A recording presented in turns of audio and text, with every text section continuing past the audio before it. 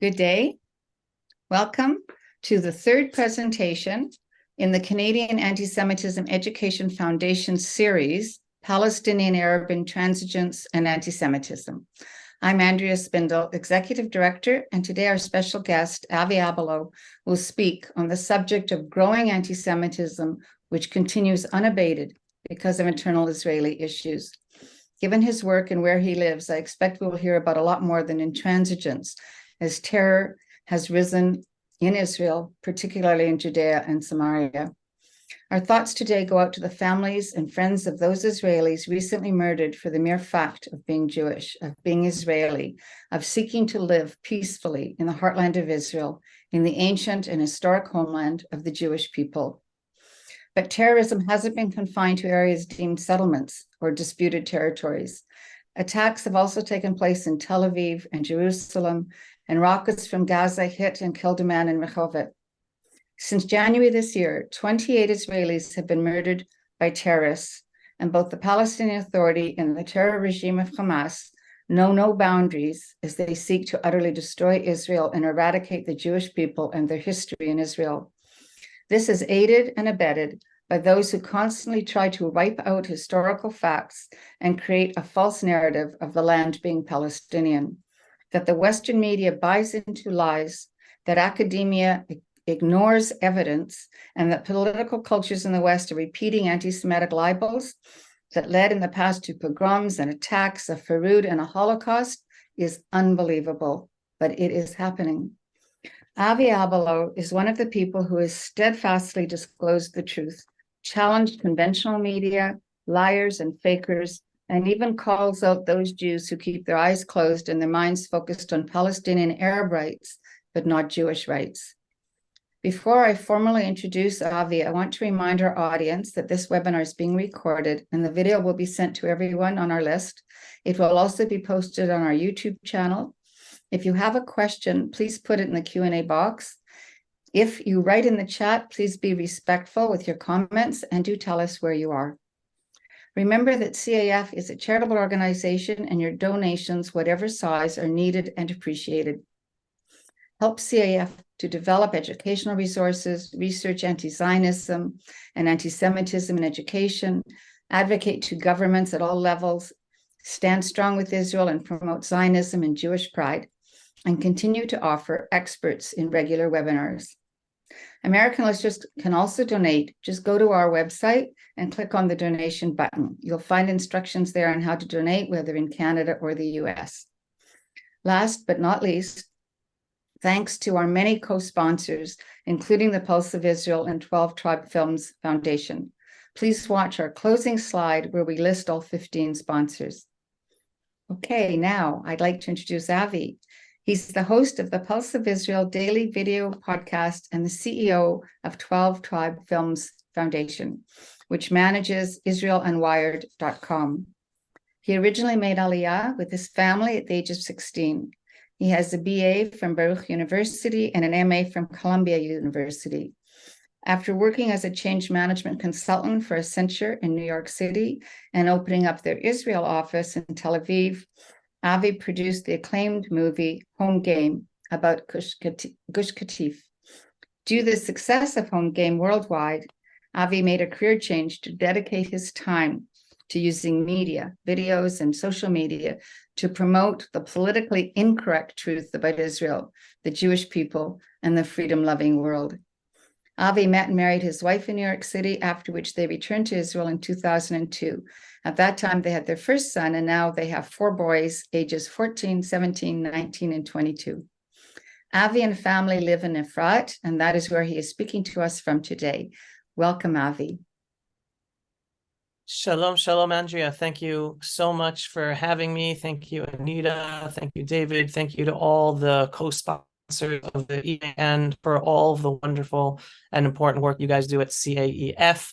And I just want to thank you in addition for coming on board as co-sponsors for the very important conference that we held in Jerusalem back in May, unmasking the anti-Semitism, which is really what is behind the whole Palestinian national movement. So I'm we at the 12 Tribe Films Foundation are very appreciative of your co-sponsorship with our event as well. So thank you. Let me start by saying this, and this is something it's something simple, but it's something that I believe every Jew must hear and be reminded of as often as possible. We are literally the most blessed generation of Jews, probably since King David's time, in terms of the freedom that the Jewish people have today, the fact that we're sovereign in our ancestral homeland, that we have an army to defend ourselves after thousands of years of exile and persecution, always at the whims of whatever host countries we're living in. Finally, we are home. And it's something that I don't believe enough Jews today, and even Jews in Israel, truly internalize and appreciate and act out upon that appreciation and gratitude, even with whatever insanity and bad stuff still is going on. We're still our situation is so much better than any of Jews for thousands of years. Let me start by telling a little anecdotal story of my grandfather, David Hollander, who grew up in New York City. I was blessed to grow up near him when I grew up in New York. I was always astute politically and very active, even as a teenager, voicing my concerns, my complaints, writing letters, etc. when I saw misreporting about Israel in the news. And I guess my grandfather also, he had this bug in him that anytime something would anger him about what the Israeli government would do to us Jews, Judea and Samaria, destroy communities, not build, the Oslo peace process that was just about bringing terror and war and giving guns to our enemies and not doing anything about peace, he would always come to me like really, really enraged, like, Avi, why is the government doing this? Why is the prime minister doing this, right? This would happen all the time, right? It would mostly happen on the phone because he was living in New York. I was already living in Israel when my parents brought us when I was 16, or when we were here, he was here in Israel visiting. And my answer to him was always the same answer. I'd say, Saba, nothing has changed. Throughout Jewish history, our own worst enemies were fellow Jews who do bad things to us. The difference is today, we have our own country and our own army, and we'll overcome it much better than we were able to overcome those internal problems and challenges within our own people over the past thousands of years. And that really is a screenshot of the whole talk I'm going to give tonight. And I want to start by making 3 different points, and then I'll go into all of them. Point number 1, even though I am a proud Jewish resettler, because I'm resettling our ancestral homeland by living in the Judean hills, right? We're resettling our homeland. I am extremely bullish about peaceful relations with our Arab neighbors. Extremely bullish. Like, we could have peace yesterday. Not an Oslo peace process, not a peace process pushed upon us by the international community or by United States government with a signing agreement on the White House lawn. No, none of those. All of those are doomed to failure because they're totally disconnected from reality. But I know that we could have peaceful relations with our Arab neighbors yesterday, today, or tomorrow, if and when we, the Jewish people here in the land of Israel, are finally acting like the true sovereign we are supposed to act. All right, so I'm extremely bullish that peace is possible. Okay, that's number 1. Point number 2, I'm also extremely positive about the unity within the Jewish people today. And again, even though the headlines, especially today, more so than whatever a few months ago or a few years ago, are talking about division within the Jewish people, the most important word in my vocabulary, besides my Judaism and Zionism in Israel, is perspective. I always try to remind people to have some perspective. Stop looking just within our prism of where we are right at this moment, and take perspective of where we've been, how things have been. So for thousands of years, there was no unity within the Jewish people, besides the fact that we're just spread out across the world. And being spread out across the world, Jewish communities were not really united much. Religious, non-religious, Litvaks, Hasidic, there really wasn't much unity within the Jewish people. So now fast forward to today. Today, in the state of Israel, even with the horrendous headlines, well, most of you, I'm sure, have visited Israel, are familiar with Israel. Walk the streets of Israel, whether Jerusalem, Tel Aviv, Haifa.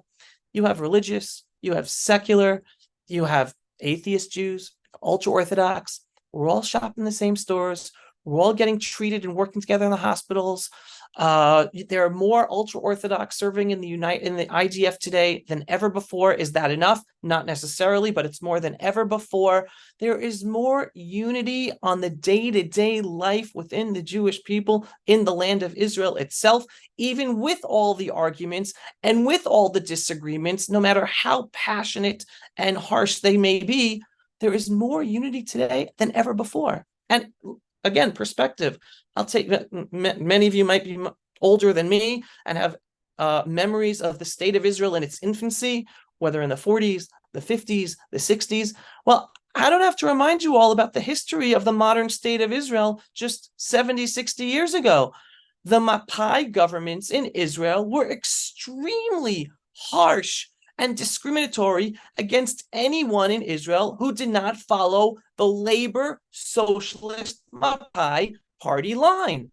That was the reality of the state of Israel. If you wanted to get a good job, you had to have a red card that you were part of the party, officially part of the party. That was the state of Israel 70 and 60 years ago. Look where we are today. Yes, there are still party divisions and ideological divisions. And sometimes we have right-wing governments and sometimes we have left-wing governments. But look at the day-to-day life of Israel. We're living as a unified people in the army, in the workforce, in the hospitals, in stores. I have to take it upon myself to remind people of this, because through the daily headlines of the press and even the Jewish media, and I call it the establishment media, the Jewish Israeli establishment media, we are fed division. We are fed fear. We are fed a horrible situation day after day, headline after headline. And it does not represent the actual reality on the ground. Does it represent things that are happening? 100%. But people read those headlines. And again, the major newspapers that you're all reading, whether in actual papers or online, and everyone's made to feel, oh my God, the situation is horrible. We've never had a worse situation than today, with literal headlines saying that today's time is just like Second Temple times. And all of a sudden, the Third Temple is going to be destroyed and the modern state of Israel is going to be destroyed because of the division.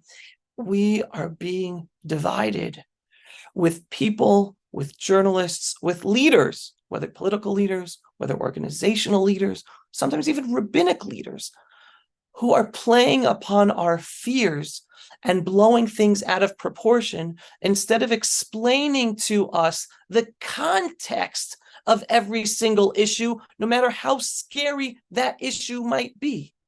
And again, I'll give you an example. I live in Judea and Samaria. I'm a proud member of the community of Efrat, as Andrea said in the introduction. Well, just 2 days ago, a woman who grew up in Efrat and who today, until she was murdered in a terror attack, worked as a beloved ganenet, kindergarten teacher in Efrat. She was just murdered in a terror attack. Terror attacks happen. A number of months ago, my friend, Leo D., who I just took a walk with the other day, his wife and 2 daughters were shot at point blank range and executed while driving up north on vacation during the Passover holiday. I'm living this. And I know that there is more terror taking place today and more frustration at government and the army for not doing what's necessary to stop it. And that's a whole different topic. But again, I'm not going to tell you folks that the situation is horrible and it's never been worse. No. With it all, there are more Jews living in Judea and Samaria today than ever before. With it all, we just opened a new road from the Tzomah of Gush Etzion to Kiryat Arba. That's going to bring more Jews to be living in Kiryat Arba. That's making an hour and a half or drive from Kiryat Arba to Jerusalem, cutting it down in half to 45 minutes or 50 minutes. We are growing and developing, and we have to keep everything in context. So that was point number 2. Point number 3 is the fact that with our whole situation today, like the title of this talk is about, the majority of the Jewish world and the majority of the organized Jewish world, including the media, 100% ignore, or use whatever word you want, because some people say, don't say ignore, but do not pay attention and poo-poo the fact that the largest anti-Semitic movement ever globally is growing beneath our noses, and the whole Jewish world is ignoring it. And I'm referring to the Palestinian National Movement, where world leaders give a pass to Palestinian Authority funded programs and textbooks, literally teaching Arab Muslim children to kill Jews and want to kill Jews. And where US taxpayer money, Canadian taxpayer money, European taxpayer money, and Israeli taxpayer money is given to the Palestinian Authority, which is the biggest terror-supporting organization that exists today in the globe. In order to do what? In order to support the killing of Jews. I don't know what can be considered the support of anti-Semitism more than that. Yet our Jewish leaders talk about fighting anti-Semitism, while at the same time they are silent, as the Palestinian Authority literally is funded by all of our taxpayer money, including mine here in Israel, to the biggest anti-Semitic movement that has global support, with people all around the world attacking Jews in the name of Palestine. Again, total anti-Semitism that the Jewish world gives a pass to because, oh, they have a right because it's politics. No, it's not politics, it's anti-Semitism. All right. So now, those were the 3 points. How does this all come together? What is going on? How is it that the problems we have with our Arab Muslim neighbors continues with this reality? And again, and I told you there's more unity today than ever before. Okay, it happens because of disunity, not a disunity on a global level within the Jewish people, but a fissure within the Jewish people. I call it a minority of Jews, a minority of Jewish influencers who spread disunity that then allow our Arab Muslim enemies to take advantage of our situation. Because again, I told you, if we would take care of this little issue we have, which I will get into, we could have peaceful life with our Arab Muslim neighbors yesterday. So what is this little fissure that exists within the Jewish people that is in essence causing the problem within us that then allows our enemies to take advantage of the situation? To answer that question, I'm going to bring you all back to the elections in Israel of 1996. Anyone, just giving you the context of what was going on. Rabin was assassinated. It was between Benjamin Netanyahu of the Likud party versus Shimon Peres of the Labour party, who took over for Yitzhak Rabin, who was assassinated. Benjamin Netanyahu at the time had a very big supporter, an Australian Jewish guy. I think he was a Chabad guy, forgot his name. And he gave a lot of funding towards Benjamin Netanyahu's campaign. And the campaign that was launched here in Israel, and I remember it well because I was here in Israel during the election campaign, was Netanyahu is good for the Jews.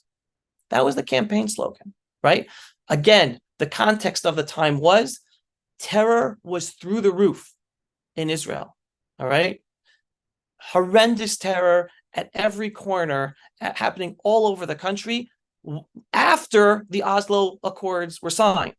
And it wasn't months after the Oslo Accords were signed, days after the Oslo Accords were signed, all of a sudden Jews were being slaughtered in the streets in different terror attacks all over the country.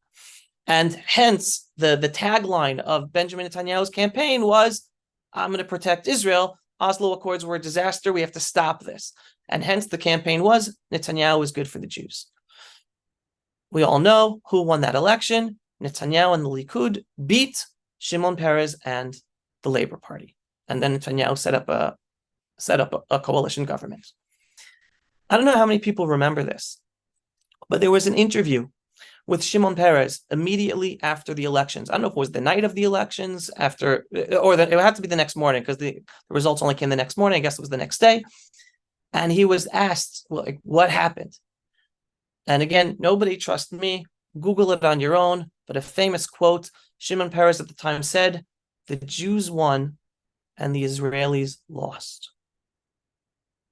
That is a very, very hurtful but important quote that says everything, right? That one little sentence of around 6 words, the Jews lost, the Jews won, the Israelis lost, is the prism upon which everyone has to understand the reality of the state of Israel today, both internally, in terms of the internal issues we're going through, and externally, with regards to our external enemies, the Palestinian Authority, Hamas, and the whole world on top of us. All right, I'll go even further than that. Shimon Peres' thinking, again, the Jews won, the Israelis lost. That was his ideology, right? What does that mean? Right? And if I have to break it down for some people, I'll do so. There was a thinking that Shimon Peres was one of these thinkers, that the Jewish people left diaspora Judaism. They left European shtetl life behind. They wanted to come to Israel and create a new Jew unshackled by the thousands of years of our traditions and our Jewish national identity. They basically wanted to establish Israel to be a state for Israelis, as France is to French, Britain is to the British, Italy is to Italians, right? They just wanted to be a normal country like any other country, just happens to be a safe haven for Jews, but without the Jewish baggage. Hence, there always was this desire for Israel to be more an Israeli state and not a Jewish state. And a number of years before the 1996 elections was basically the Oslo peace process. And again, let me bring everyone back to the Oslo peace process. And again, I was living here. I don't know anyone else who remembers the reality. The first intifada of rock throwing at Jews was basically at its end. There was very, very little violence against Jews. It was just rock throwing. And again, I experienced this. At the time, we had to drive through Bethlehem in order to get to Efrat from Jerusalem. Every once in a while, we got stoned. That was it. I was just getting stoned. Palestinian Authority, there was no Palestinian Authority. Yasser Arafat and the PLO, the Palestine Liberation Organization, was a pariah on the world stage because he supported Saddam Hussein in the Iraq invasion of Kuwait. The Arab world hated him. America hated him. He wasn't invited to the United Nations anymore after that, I think, if I'm not mistaken. He was a pariah. And at that time, when it looked like we had clear sailing, there was no one thought about a Palestinian state. No one was even talking about a Palestinian people. They were just Arabs at the time.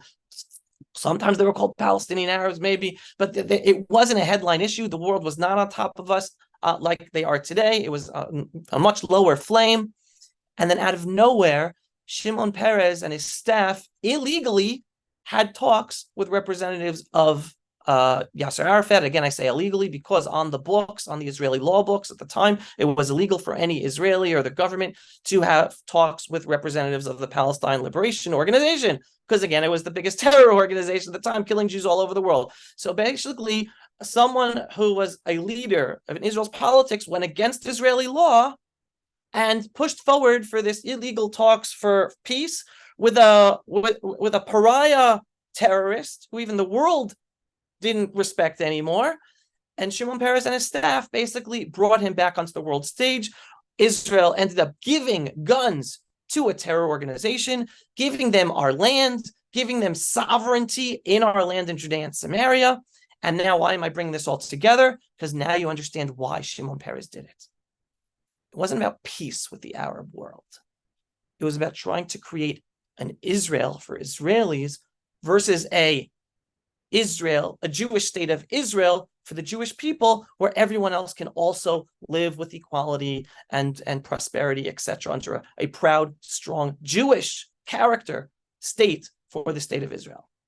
And then just giving another example, fast forward to the summer of 2005. Again, Andrea mentioned that what started me in the whole media business was the production of my movie Home Game about the last youth basketball tournament in the community of Netzer Chazani in the summer of 2005, fighting on the basketball court at the same time as fighting to save their homes and not be expelled and their homes destroyed. At the time, Yair Lapid, right? It makes me very, very sad to say that he's now a former prime minister of Israel. The guy has no position whatsoever of being any type of leader within the Jewish people, definitely not a prime minister or any position of power within the Jewish people, the Jewish state of Israel. At the time, he penned an article. And again, don't trust me, Google it, search it for yourself. He wrote an article where he basically defended what they were calling at the time the disengagement from the Gaza Strip, which I call the expulsion of the Jews from the Gaza Strip. And in his article, he basically said, this isn't about making peace. This is about punishing the national religious public and putting you back in your place. Again, don't trust me. Google it, search it for yourselves so you could see it for yourselves. That is the paradigm. That is the perspective you should have in understanding current events in Israel. And we see it going on today, because even though we were told that all this craziness today is about a judicial reform, you could talk about judicial reform, you can argue about judicial reform, you can make compromises over judicial reform, but right now they're not making campaigns about judicial reform. Now they're making campaigns about the ultra-Orthodox and about Ben Gvir and Smotrich, because it's always been about trying to topple this government. Like Ehud Barak said it in 2020, there was no judicial reform in 2020, right? This whole protest movement is something they've been working on for years to topple the government. And it all goes back to the same exact point. What state of Israel do these people want? And the ones causing the trouble and the ones causing the disunity are a tiny, tiny minority with a lot of power, a lot of political power within the bureaucracy of Israel, a lot of power within the academia. They basically run all the universities. If you're a right-winger, a proud Jew, you have to close your mouth, whether as a student or a professor, if you want to get good grades or you want to get tenure in universities in Israel, in the courts, in the judicial system. The ones with most of the power are this tiny, tiny minority who want Israel to be a state for Israelis, not a proud Jewish state, but a majority of Jews in Israel, even many left-wing Jews. Because again, I don't like this right-left thing where we're always divided. We're always divided, but on the street, we shop together, we eat together, we do everything together. We have disagreements. But most, even left-wing Jews want this to be a Jewish state. But yet we're all being programmed and pushed and brainwashed by this tiny elite who have tremendous power. And of course, they have the power of the media as well, the establishment media, both in Hebrew and in English, pushing their agenda, which if you have critical thinking about what you're reading, read between the lines. The next article you read in Times of Israel, which I hope you don't read, or in the Jerusalem Post, which I hope you don't read, because they've both totally gone off the rails. But if you do happen to read it, read what exactly are they writing? Are they really giving you the facts of the situation, or are they editorializing already with an anti-proud Jewish character aspect to what they're reporting upon? And I promise you, I wish I didn't have to. 99% of the time, you're going to see the agenda that's written through all of their reporting of the daily news. Maybe it's not 99%, but it's a majority of it. That is what is going on in Israel today. So it's because we have this division, right, which is being created but doesn't really exist within the masses, that our enemies are able to take advantage of. And the Jewish world does not pay attention to the growing anti-Semitism in the name of Palestine. Why? Because the Jewish establishment media doesn't talk about it in that way. The Jewish establishment media prefers to push upon us division and a hatred to our Jewish identity and our hatred to fellow Jews more than standing up against the growing Jew hatred that's happening in the streets of Israel, of New York, of London, of Los Angeles, of Paris, etc. It's insane. It's literally insane. Okay? So that is the situation. I have plenty more to say, but I know there are plenty of questions, and I want to open it up to be able to answer everyone's questions. But I just want to finish my talk on the positive. I am a firm believer that we, the majority of people, even with our disagreements, I don't care who's religious, who's secular, what level of religiosity they are. I don't care, right wing, left wing, someone who doesn't even think about politics. Most of us want to be one people. Most of us want a strong Jewish state of Israel, even with disagreements here and there. And we will overcome the issues that we are dealing with, both internally and externally. It's a painful process, but I believe this is a wake-up process. More and more people are waking up to see what's really going on, that it's been hidden from us until now. More and more people are not necessarily trusting what they're reading about in the media, having more critical thinking, seeing the hypocrisy, and there's so many examples of hypocrisy abounding every single day. We will overcome it.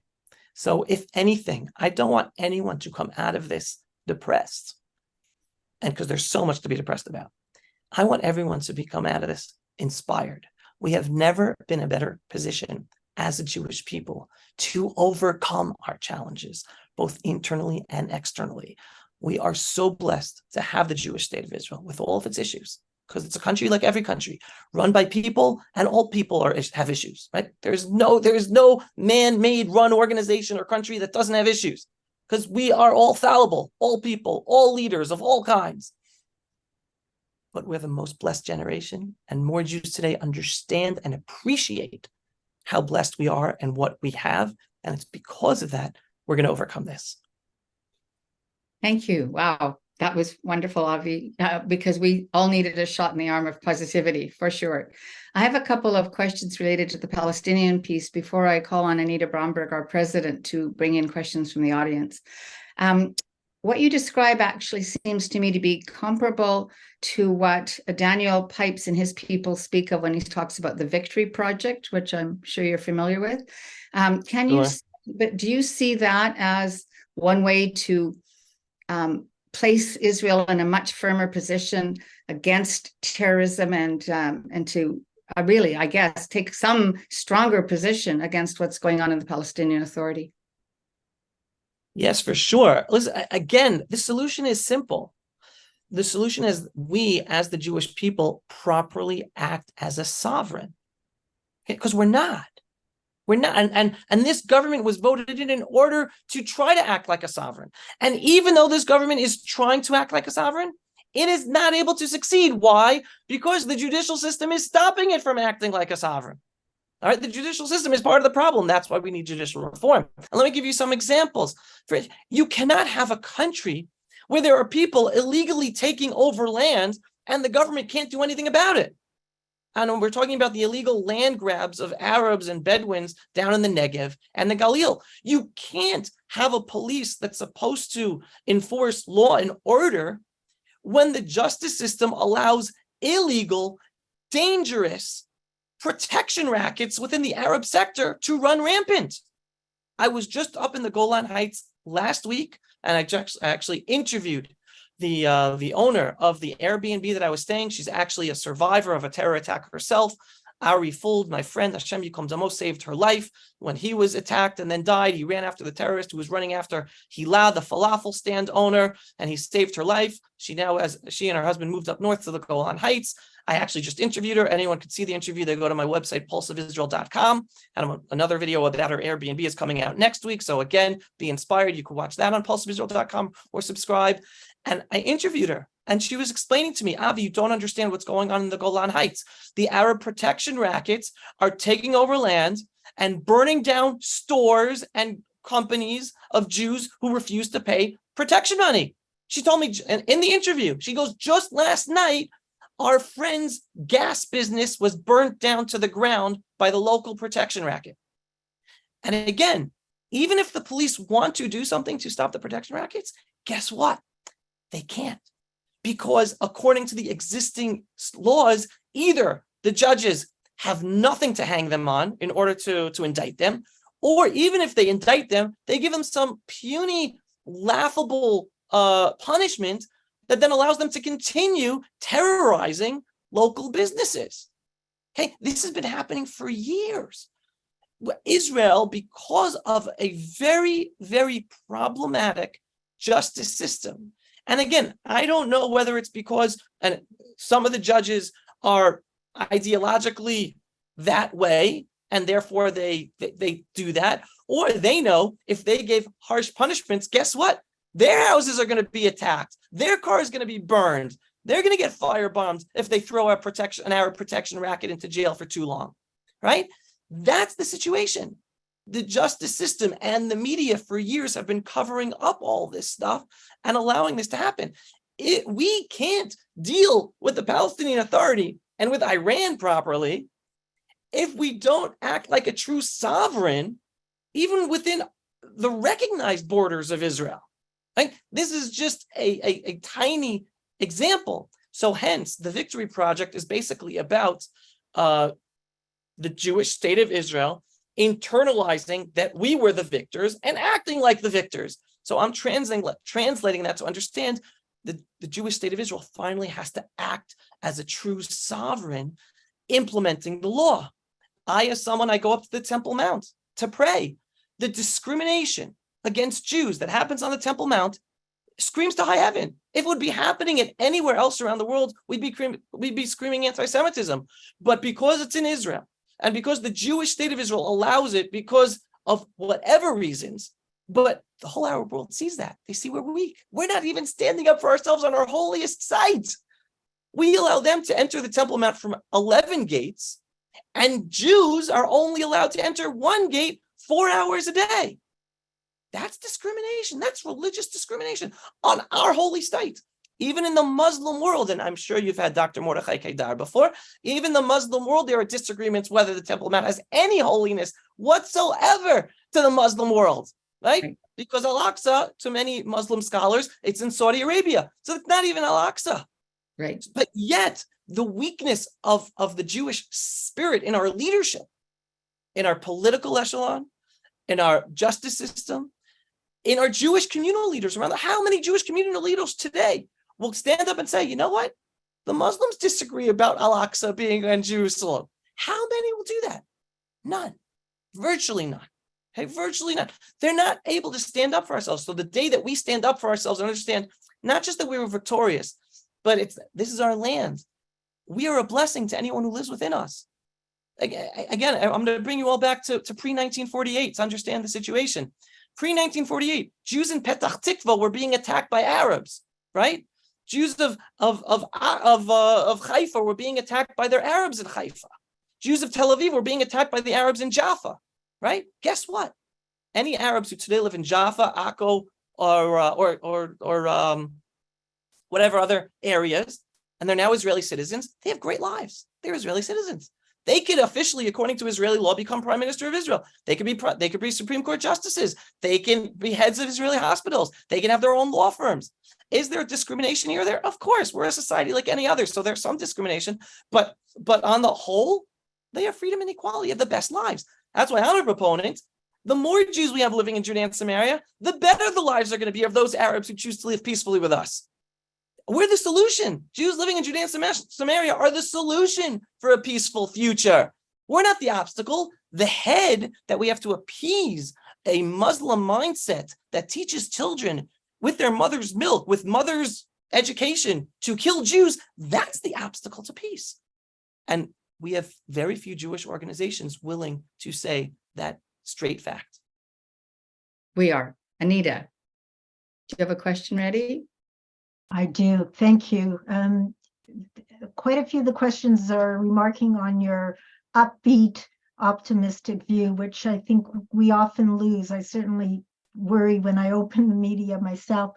So to that question, several of the questions ask, how can we trust the Muslim leadership? Where's that optimism coming from when you've got the PLO charter calling for our destruction, where you have Islamic ideology behind the terrorist groups that treats Jews as at best second-class citizens? So help us find that optimism that you seem to have. Okay, so I call myself a realistic optimist. Okay, I have no trust in Arab Muslim leaders. I'm not looking. I have no trust in my own leaders. I have trust only in God above. That's it. All right. But I'm a realist. I look at reality. The reality on the ground is we need more Jewish leaders and more of Israeli politicians to learn from Dr. Mordechai Kedar. All right, because Dr. Mordechai Kedar has a deep understanding of the Middle East and Islam.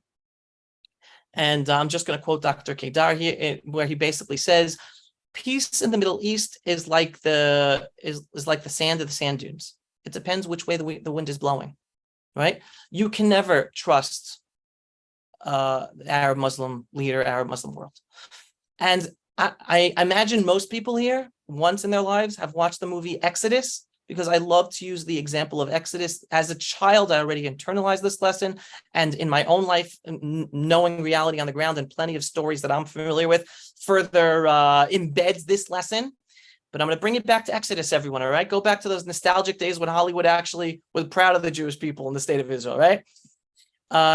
We had Ari ben Canaan. Who was his best friend?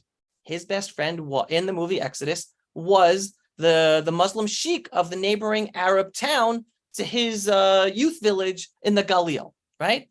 Ari ben Canaan is injured. Who takes care of him to hide him so that the British don't find him? His best friend, the Arab Muslim sheikh, right? Taken into his home.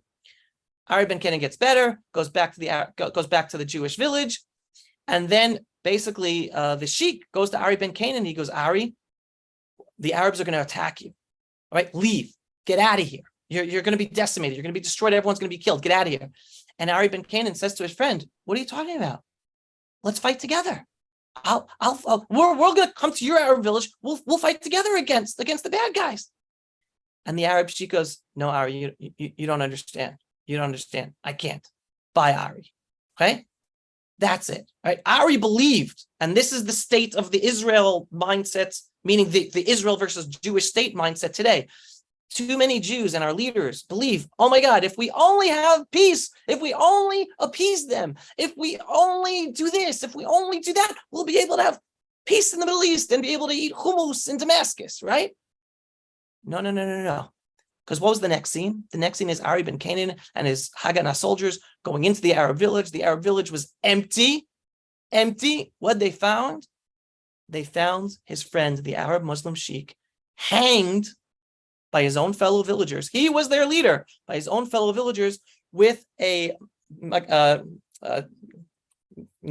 David, a Jewish star, bloodied in and on his chest. All right, he was murdered by his own people because they knew he had a relationship with Ari ben Canaan. That is the Arab Muslim culture. You can have a relationship with individual Arab Muslims and have friendships and work together. But here is a tribal culture. This is the Middle East. I like to tell people this isn't Kansas. It's a tribal culture. If the street hates you, then even the ones who are friendly to you, they're going to hurt you and even kill you. And I'll just add another example to that. Again, going back in history, not so far, but it is history. The massacre of the Jews of Hebron in 1929. There's a very, very important book written by a survivor. And I read it and I forgot the name of the book. I didn't think I'd be talking about it right now, but if anyone's interested, you can contact me. I'll send it to you. And he basically goes through some of the stories of how the local Arab Muslims who worked in their stores, they went to weddings together, right? All of a sudden, they were the ones who murdered the Jews when the Arab street attacked them and massacred them. Meaning, here you're talking about good Jews thinking I have good relationship with my Arab Muslim neighbors, because on the day-to-day for years, they did have good, peaceful relationships.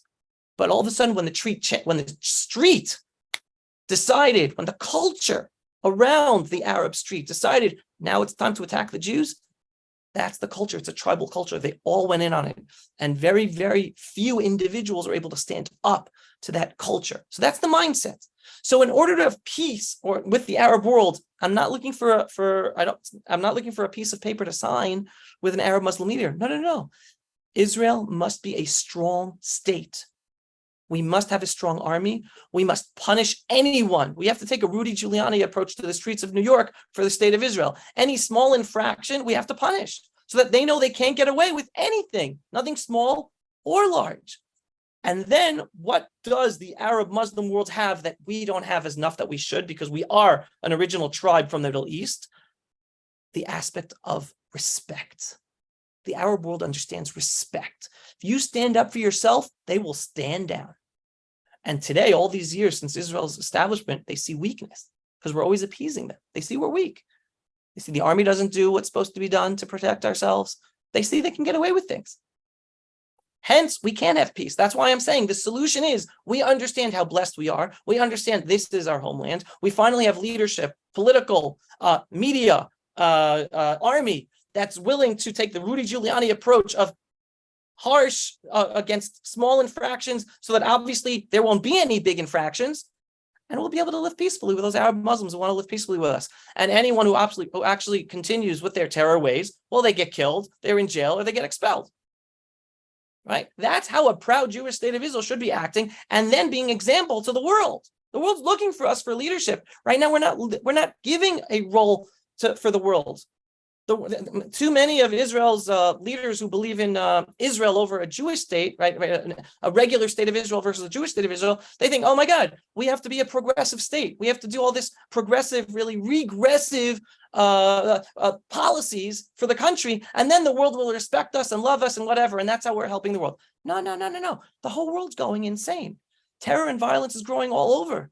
The world is looking to the Jewish people to stand up strongly and proudly for our identity, for our rights, for our lives, for our human rights to exist and live. And then we'll be able to a light into the nations, for all the nations of the world to also stand up strong insanity and growing evil that they're experiencing. So that's my realistic, optimistic answer to that. I hope it was a good explanation.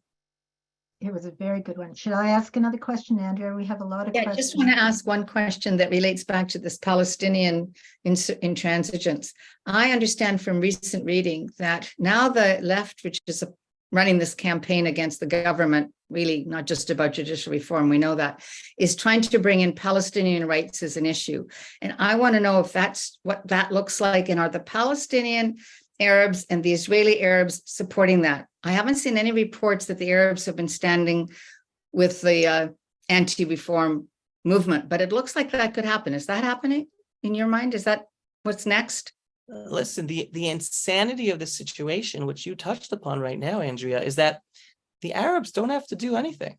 Right. That this tiny minority of Jews in Israel are doing everything for them. It's even worse than what you're referring to, Andrea, because we know that part of the plan of this tiny elite is to, in the end, get rid of the right of return as a law in Israel. What's the right of return? The right of return is that only Jews, because this is the Jewish state of Israel, have a right to return and get citizenship in Israel. This tiny elite that wants to weaken the Jewish character of the state of Israel wants to get rid of that in the justice system. They want the high court in the end to get rid of it because that's not equal. That's not equality. The second they want equality written in Israel's basic laws, because the second equality is written there can be no preferential treatment whatsoever for a Jew in the Jewish state of Israel. Hence, any law that does give preferential treatment to a Jew, like the right of return, would be struck down as being unconstitutional. That is the ultimate goal of this tiny elite in the Jewish world and in the state of Israel. That's much more than Palestinian rights. That's to destroy Israel by just allowing anyone to immigrate here, including all of the Arabs who want to go back and live in the homes that they ran away from back in 1947 because the Arab leaders told them to run, and that they lost their homes because they lost the war. That is the ultimate goal, the ultimate destruction of the Jewish state of Israel. And the Arabs don't have to do a thing because this tiny elite within the Jewish people and this elite here in the state of Israel are pushing forward to make that happen. The Arabs can sit back and just watch. But again, everyone, the optimism, it's not going to happen. They're not going to succeed. And it's going to get scary and it's going to get worse than today. I hope not, but be prepared for the situation to get worse than today. It's not going to happen. I think why it's feeling worse is that we see here in the diaspora, and I'm pretty sure people here from all the different parts of the world are seeing diaspora Jews on the left are standing against the Israeli reform, and it looks like they're standing against Israel. When you see them on the street outside of the Israeli consulate in downtown Toronto, it feels like the Jews are standing against Israel. I just actually wrote a comment. I'm actually in the middle of an article, but I wrote a comment to someone who made a post about, I'm not even going to mention the name, but 3 very prominent, distinguished Anglo Jews here who live in Israel who are going to be speaking on a horrendous webinar that's being sponsored by Times of Israel, also showing that it's not journalism, it's a agenda driven against the Jewish state of Israel piece of news, but it's not even news. And I wrote that these 3 prominent Anglo Jews here in Israel who are going to be running that webinar, they are creating more damage to Israel and to the connection between diaspora Jewry and Israel than the BDS movement. The BDS movement, in a sense, was shunned by most of the Jewish world, right? At least the organized Jewish world did shun the BDS movement, makes very, very little impact on Israel or Israeli economy, etc. What these 3 prominent, distinguished Anglo Jews are doing on this webinar with the Times of Israel is growing the division between diaspora Jewry and Israel to, in a sense, allow them to feel justified and vindicated in pulling back support for the Jewish state of Israel, stopping to invest in Israel, stopping to buy Israeli products, stopping to visit Israel, stopping to support Israel. They are sowing the seeds to do much more damage to the Jewish people in the state of Israel than the BDS campaign could have ever imagined to accomplish. And that's very, very sad. And that's part of the positive process that I see ultimately what's going on. At the end of the day, every single Jew is going to have to wake up and say, wait a second, who am I? Why am I a Jew? What's the state of Israel about? What's the state of Israel for? And at the end, you're going to have a dividing line. Those who totally understand, oh my God, no, the Jewish state of Israel is supposed to be a Jewish state of Israel. That's our purpose as people. That's why we're supposed to live here. The Jews did not dream for 2,000 years to live in a democracy in the Middle East. Okay? Democracy is just a form of governance, right? The worst of the best form of governance that exists. It's just a form of governance. We did not pray or every day for L'shana haba b'demokratia b'mizrach hatichon. L'shana haba b'Yushalayim. Right? That's what we say all the time in our prayers. We sing it on Pesach, on Passover. We dreamt of having a Jewish state. That's our fulfilling our purpose. At the end of the day, every Jew's going to have to ask themselves when looking through all these news, wait a second, what am I about? Why am I Jewish? Regardless of religious level. But and why is Israel important to me? And why do we need an Israel? Those who believe that, oh my God, Israel is supposed to be like any other country, well, at the end of the day, they're not going to have anything to give over to their kids why to support Israel. Because if they don't like the political direction of Israel or the demographic direction of Israel, well, they're going to pull back support. And it's already happening to kids who go to college campuses. I'm sure you're more familiar than I am. Plenty of good Jews, even Jews who grow up, kids going to good Jewish day schools and Jewish day camps, and even coming to Israel for the year. They then go to colleges, universities, and they're totally turned against Israel. And that's without this horrendous, dangerous campaign that is taking it to a next level. So anyone who takes that stance of, no, Israel has to be for Israelis like Italy is to Italians, and it's supposed to just be a democracy, their kids are going to connect with the Jewish state of Israel, and they're going to leave the Jewish people. So the only ones who are going to remain and, in a sense, strengthen the Jewish state of Israel are those who understand, no, I'm Jewish because God chose me to be a Jew, and it's not easy. He didn't choose me because I'm better. He chose me because I have a purpose. He chose Abraham, for a purpose. And our purpose is to be God's representatives on this world in order that more of humanity learn about God and accept God and see that we're supposed to make the world a better place, connected to God, not disconnected from God. That's our purpose, not because we're better, but we're chosen for a responsibility. And that's the purpose of the Jewish state of Israel. We're the Jewish people, and here, my call out to all of you, wherever you're living in the world, start making your Aliyah plans. I'm serious, folks. Start making your Aliyah plans. Not because things are bad by you or things are going to get worse by you, which they will, and I hope to God I'm wrong. But no, there's only one reason to come make Aliyah to Israel, because this is home. This is where we're supposed to be. This is our homeland. We're called Jews because we're from Judea.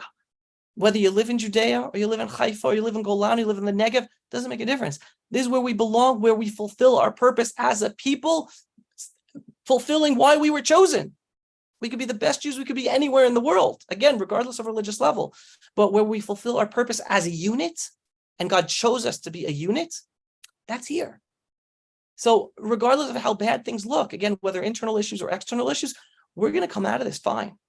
It's a painful process, but most of the Jews in Israel, Ashkenazi, Sephardi, religious, secular, ultra-Orthodox, there is more unity here on the ground than ever before. And then in other places in Israel, we're going to overcome this division that's being pushed on us by a tiny elite that's forcing this division upon us, but it really does not manifest itself on the ground. Anita, go ahead. From your mouth to God's ears. I'm going to take us back a bit to some of the questions, although I'm fascinated with how to make what you just said a reality. So if you wanted to comment on that, but one of the questions was about the players in the field. So you talk about the Arab street. Who's pushing the Arab street? And what role in particular might Iran be having in all this? And that obviously leads to the question of how imminent is war, and what impact will that have in all that we're discussing? Wow. Okay. Who is pushing the Arab street? There are so many directions pushing the Arab street. You have Iran, you have Turkey, you have the European Union. Right? The European Union is the biggest funder to the billions of dollars to the illegal land grab of Jewish land in Area C in Judea and Samaria. Billions of dollars. And this is not Avi Abloh talking. Edwin Black did a whole investigative journalistic piece on this. So just Google Edwin Black and Area C in Judea and Samaria. And many other actors. There are many, State Department, U.S. State Department, right? Again, all funneling funding to the Palestinian Authority, UNRWA, right? United Nations. We have so many actors causing the hatred within the Arab street. And again, my message is so clear. And again, I'm a realist, so this will never happen. But the way we end terror tomorrow is the United States, Canada, European Union, European countries, Israel, stop giving money to UNRWA and to the Palestinian Authority. Terror would end like that. They got nothing. They're living, it's the largest anti-Semitic Nazi organization in the world, supported by all of us. I can't say it enough, even using that language, to really have people internalize. Your governments are supporting, and again, my government, because Israel too, supporting today's modern Nazi movement. Like, what? You want it to stop? Stop giving money. Stop giving money. That should be the campaign, and that's what I'm working on. And again, Andrea and Anita know I'll be in touch with them as a follow-up to the conference we run. That is going to be part of the campaign we're going to be working on to push this message out there. And again, I'm a realist. Do I believe that all of a sudden the U.S. State Department is going to stop giving money to the Palestinian Authority? No. But I want Jews to wake up. I want Jews to understand the evil of the situation that even our own Jewish leaders and journalists are not even talking about. I'm a believer in the people. I'm a believer in Am Yisrael. Right? I believe in God. I believe in the power of Am Yisrael. He didn't choose anyone to be a leader of an organization or to be a rabbi. They happen to be there. They might be worthy. They may not be worthy. The power of the Jewish people is us as a people. And I know when the Jewish people wake up to reality and we start calling out, and we start calling, and again, everyone here, start messaging your leaders in your communities, your rabbis, your leaders. Why aren't you calling out to stop funding the Palestinian Authority or to UNRWA? Like, they're teaching children, textbooks teach children to kill Jews. Television programs teach kids to kill Jews. Why are you silent about our money being given to the Palestinian Authority and to UNRWA? Why? The more, all of you, you're all on this call, you're all watching this video, whether live or recording, every day bombard your rabbis, your community leaders, your organizational leaders with that subject line. Why are you not vocal against the funding to the evil Palestinian Authority and UNRWA? They represent modern Nazism. How can you talk about wanting to fight anti-Semitism, but silent about our own money and our own organizations supporting the funding of today's modern Nazi movement? Every day, write articles about this. Every day, write emails to your organizational leaders, your rabbis, your community leaders. But that's what I want to do. I want to wake up the people. God is waiting for us to wake up. Again, I'm a believer. I don't know what level of belief everyone is. I'm a believer, right? I'm a religious guy. God runs the world. We wake up in the morning because God allowed us to breathe, not because of science, right? If we wake up tomorrow, it's because of God. Right. I think I can speak on behalf of many of us who are here, even if we're not Bible believing. In that sense, I think we are believers in truth and believing in the Jews and Judaism, or we wouldn't be listening, or we wouldn't be here today. And I want to just say that for reinforcing what CAEF is about. We have been running a campaign to get our government to stop funding UNRWA. Canada is the 10th largest funder. The Americans fund billions to UNRWA and the PA, and with the current government even increased their funding. Our current government also increased it. The previous conservative government had cut the funding. We also partner with the Bedin Center for Near East Policy Research, some of you are familiar with, to raise money so that they can make the documentaries they do, which will shock you completely, showing children with being trained to kill Jews with big guns, little kids with big guns, and messages that Israel doesn't exist and they have to kill a Jew to go to heaven. We need to bring that to more people's attention. And I'm saying this now to encourage all of you to work with us to make that happen, to support what Avi's saying. I would like to encourage you all to check out Avi's website, check out our website. There's a lot of material there. And we want to encourage activism. We want everybody here to be doing something, which is what Avi is saying as well. It's not enough for us to be silent and be informed. We have to be taking the risk, right? The risk of people not liking us or not agreeing with us. What's the worst they can do? You're living in Canada or in the US or somewhere in Europe or Australia. So your friends won't like you, or your dinner parties will be a mess because people disagree, right? That's the only risk we take. The people in Israel put their lives at risk. We need to do more. So I really want to thank you from the bottom of my heart, Avi. And maybe Anita has some closing remarks before we sign off. Can I add one last comment before the closing remarks? Is that okay? I just want to give people some positive ammunition in also taking this for people who might disagree, but catching them off guard. Again, we're living in a virtue signaling world where people say, oh, I care about human rights. Oh, I have to support the Palestinians. Oh, the poor, oppressed Palestinians, et cetera, et cetera, et cetera. All you have to say to them is, guys, Arab Muslims in Israel have more rights than they have under the Palestinian Authority in Judea and Samaria. They're being oppressed by Hamas in Gaza. If you really care about their human rights, then you should support withholding the funding, because they're using that money to oppress them. There haven't been elections in the Palestinian Authority in 17 years. You talk about human rights and democracy and supporting democracy. What, you're silent about the fact that they're left with this horrendous, corrupt government that hasn't invested in hospitals and the economy? Well, if you really don't, Israel does more for our Arab Muslims than the Palestinian Authority and Hamas. So if you really care about them and human rights, you must support withholding all this funding, because it's just continuing the conflict. It's not helping bring any peace. And it's not helping the Arabs who live in Judea and Samaria and Gaza. You want to help them? Support Israel. We're the solution. They're the problem. Thank you. I think that you've echoed the concerns from all our listeners, certainly what we try to do at CAEF to raise awareness. A lot of the listeners have suggested a couple of very interesting articles. We'll share it. The recording will be available. I hope you'll come back, because I think we answered about 4 or 5 of about 20 to 30 questions. There's obviously a real hunger for the kind of straightforward information and insight that you're providing. So thank you. And we will share with you some of the questions and some of the suggestions. And by the way, how informed our listeners are.